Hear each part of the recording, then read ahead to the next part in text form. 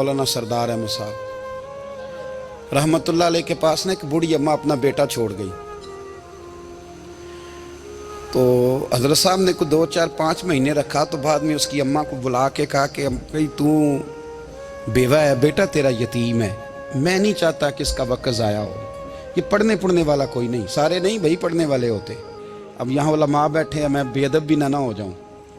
कुछ पूरे 8 साल लगा के भी आ जाते हैं, सनद भी उनके पास होती है। नाराज ना हो जाना, ये तो सब अच्छे लोग हैं। सनद होती है पर पता पुता कोई नहीं होता।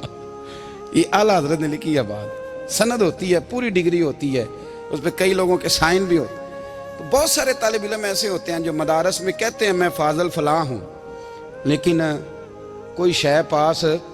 तो मौलाना सरदार अहमद साहब मुहद्दिस आज़म पाकिस्तान रहमतुल्लाह अलैह उस बूढ़ी को कहने लगे तेरा बेटा कुंद देना है, पढ़ना पढ़ाना इसने कुछ भी नहीं। तो यतीम बच्चा है, कल को तू कहेगी कि मेरे बेटे ने वक्त ज़ाया किया तो वापस ले जा। बूढ़ी अम्मा रोने लग गई, कहने लगी मैं पढ़ाने तो नहीं लाई थी, मैं तो आपको रब का वली समझती हूँ, मैं तो नौकरी कराने लाई थी। नौकरी हजरत अनस बिन मालिक कहते हैं मेरी अम्मा भी हुजूर की बारगाह में दे गई थी। हुजूर की बारगाह में ये नहीं कहा था कि या रसूलल्लाह पढ़ा दें, हाँ हाँ मैं जिम्मेदारी से बात कर रहा हूँ। ये नहीं कहा था हुजूर मुजाहिद बना दें, ये थोड़ी कहा था कि या रसूल अल्लाह सल्लल्लाहु ताला अलैहि वसल्लम से मुफस्सिर मुहद्दिस मुहक्किक मुफ्ती बना दें। हजरत अनस की अम्मा कह गई थी सोनिया जब तक ये रहेगा ना आपकी नौकरी करेगा, ये घर के काम काज करेगा, ड्यूटी करेगा, हुजूर ये आपकी नौकरी करेगा। तो मेरे महबूब ने फिर दुआ कर दी, अल्लाह इसे बरकत अता फरमा। तुम समझता है खिदमत वाला खाली रह जाता है? जितना जायका खिदमत वाले को मिलता है, जो उसके नसीब में आता है, वो किसी का नसीब कहां भाई। हजरत अनस कहते हैं हुजूर ने दुआ कर दी बरकत की। मुझे तो खेती बाड़ी आती भी नहीं थी, पर लोगों के बाग में साल में 1 दफा फल लगता था, मेरे बाग में 2 दफा लगता था। हुजूर ने दुआ कर दी अल्लाह इसे औलाद दे। फरमाते हैं मेरे बेटे, मेरे पोते, मेरे नवासे, मेरी बेटियां, फरमाते हैं मैं जिंदा हूं और मेरी 100 औलादे मौजूद हैं। परेशान हो गया 100 सुन के बच्चे 2 ही अच्छे, 100 औलादे मेरी मौजूद हैं। हजरत अनस बिन मौलाना सरदार अहमद साहब के पास ना छोड़ गई बच्चा, कहने लगी हजरत जी मैं को पढ़ाने के लिए थोड़ा छोड़ गई हूँ, मैं तो इसलिए छोड़ के गई हूँ कि आप मेहरबानी करें, खिदमत कराएं। तो हजरत जी कहने लगे कोई ऐसा काम ही नहीं, खिदमत वाला क्या कराऊं। कहने लगी पट्ठे पवा लिया करो जी। हूँ लड़ पेंदे ने, कहने ने बच्चे काम कर दें मदरसे का। हालांकि अब कहाँ बच्चे काम करते हैं, अब तो गुजर गया दौर, अब तो बच्चे काम कराते हैं। अब बच्चे भी नाराज हो रहे हैं, घूर घूर के देख रहे हैं। सही कह रहा हूँ आपको, बच्चे काम कराते हैं, बच्चे कहाँ काम करते।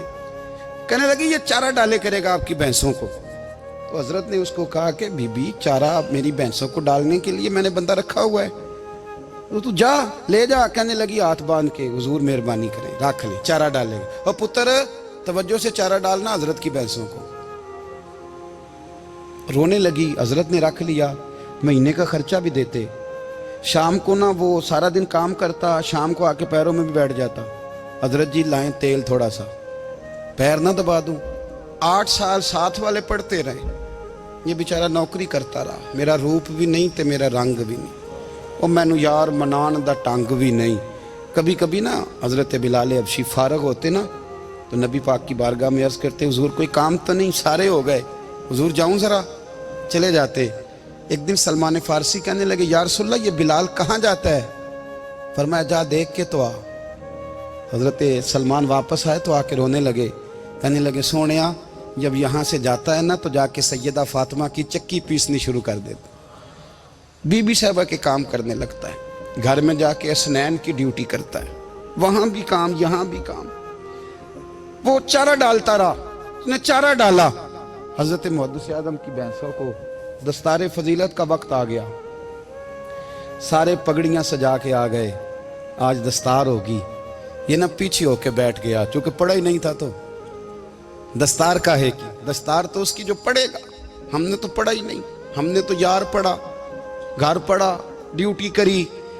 हजरत मुहद्दिस आज़म रहमतुल्लाह अलैह के यहाँ जब ऐलान होने लगा ना कि अब दस्तार होगी, तो हजरत ने पहला ऐलान उसका फरमाया। तो मजान वाला बंदा कपड़े भी कदी कदी बदल देना। वो कहता है जिस हाल में भी था मैं पलट के देखने लगा कि पढ़ा पढ़ाया तो है, कोई शय नहीं। तो ये माजरा क्या है। पीछे से उठ के आए, تو کہتے ہیں باقیوں کی دستار کسی عالم نے کی، کسی صوفی نے کی، لیکن یہ بھینسوں کو چارہ ڈالنے والا جب آیا تو محدث اعظم نے فرمایا پگڑی کے بال کو کوئی ہاتھ نہ لگائے، یہ ساری دستار میں نے کرنی ہے۔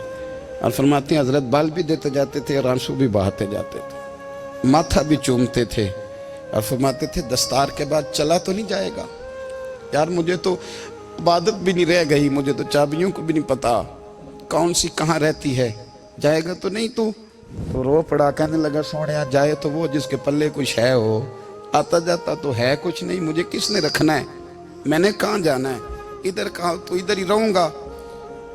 وہ اس طالب علم کے سارے استاد بھائی کہتے ہیں اس نے دستار کرائی، پڑھا پڑھایا کچھ نہیں، پر جو مسئلہ اڑ جاتا تھا نا، وہ جو اڑ جاتا تھا نا، وہ جا کے اس سے پوچھتے تھے تو کتابیں کھولنے کی ضرورت نہیں پڑتی تھی۔ حضرت بلال حبشی کبھی سپاہ سالار بنے تھے کسی جنگ میں، کسی صوبے کے گورنر بنے ہوں؟ بولو تو صحیح ہے۔ ان کا تعارف کیا تھا؟ نبی کریم کے غلام۔ حضور کے نا جو ذاتی معاملات تھے نا، 20 انصاری نوجوان تھے جو ہر وقت نبی پاک کے پاس کھڑے رہتے تھے کہ حضور کوئی حکم کریں، 20، اور 34 سے لے کر 40 تک غلام ہر وقت حضور کی بارگاہ میں رہتے۔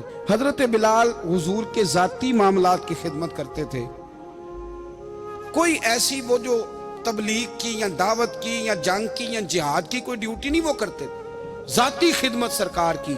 حضرت عمر فاروق وہ شخص ہیں کہ جنہوں نے کبھی کسی بندے کو خاطر میں نہیں لائے ہوئے، لیکن جب حضرت بلال آتے تھے نا تو جناب عمر اٹھ کے کھڑے ہوتے تھے، کرسی چھوڑتے تھے اور پھر ایک نعرہ لگاتے تھے، کہتے تھے یا بلال انت سیدنا، بلال تو ہمارا سردار ہے یار، تو ہمارا، یعنی عشق کا ذوق پورا کرنا انہیں بھی آتا تھا۔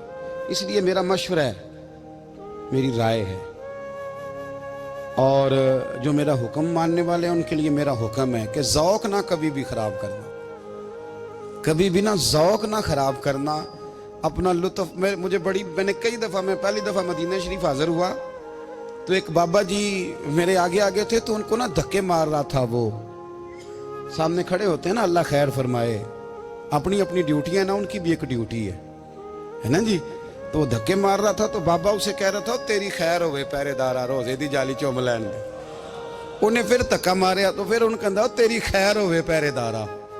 میں نے، وہ بالکل ان پڑھ بابا جی تھے پر مجھے انہوں نے بہت بڑی بات سمجھا دی، میں نے ان سے بڑا سیکھا، منبر پہ ذکر کر رہا ہوں۔ وہ تیسری دفعہ پھر دھکا مارا، تیری خیر ہوئے پہرے دارا روزے دی جالی۔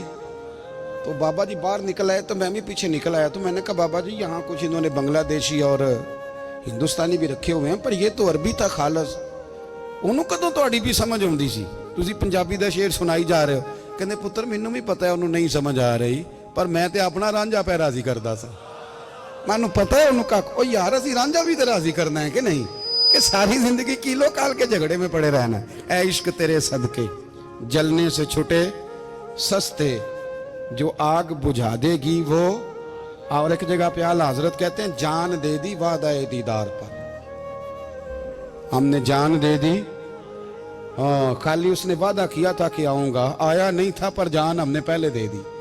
تو اس لیے نا ذوق، شوق، پیار، وارفتگی، محبت اساتذہ کے لیے، بزرگوں کے لیے، علماء کے لیے، مشائخ کے لیے، بڑوں کے لیے نہ ذوق نہ کبھی خراب ہونے پائے۔ اللہ آپ کو سلامت رکھے۔ اور کچھ دعائیں میں نے دے دی ہیں، کچھ اللہ جانتا ہے میرے دل میں ہیں، وہ میں دیتا رہتا ہوں۔ اللہ آپ کو ہمیشہ شاد و آباد فرمائے۔